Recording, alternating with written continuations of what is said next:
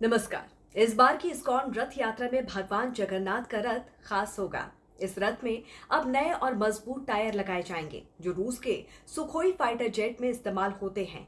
ये वही टायर हैं जो 280 किलोमीटर प्रति घंटे की रफ्तार से उड़ान भरने वाले जहाज को सहन कर सकते हैं।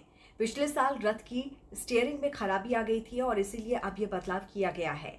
करीब 20 साल की मेहनत और खोज के बाद ऐसे टायर मिले हैं जो इस रथ के लिए बिल्कुल सही हैं।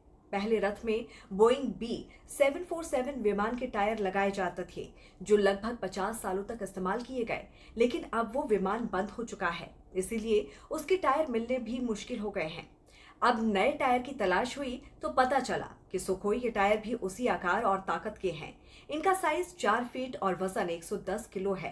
पहले बोइंग के टायर डनलॉप कंपनी बनाती थी, लेकिन अब भारत की MRF कंपनी सुखोई जेट के लिए टायर बनाती है।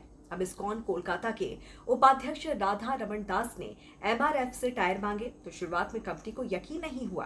फिर उनके अधिकारी खुद रथों को देखने आए और जब पूरी जानकारी समझी तो उन्होंने टायर देने की मंजूरी दी। सुखोई के नए टायरों से रथ चलाना आसान होगा।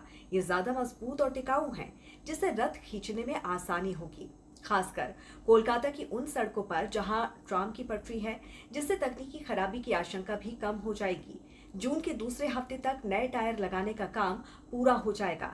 नए टायर फिट करने के लिए पहिया, ड्रम, एक्सल और फ्रेम में थोड़ा बदलाव किया गया है, लेकिन रथ का पारंपरिक लकड़ी और लोहे का ढांचा वैसा का वैसा ही रहेगा।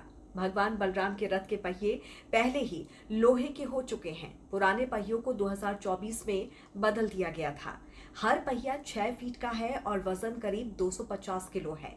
चारों पहियों का कुल वजन 1 टन है, जो 5 टन का रथ खींचते हैं।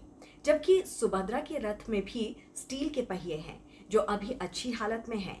इन सभी बदलावों का मकसद यही है कि भगवान जगन्नाथ की रथ यात्रा सुगम, सुरक्षित और बिना रुकावट के पूरी हो। नए टायरों से रथ को चलाना, उसकी गति और दिशा को नियंत्रित करना आसान होगा और भक्तों को भी किसी तरह की दिक्कत नहीं होगी।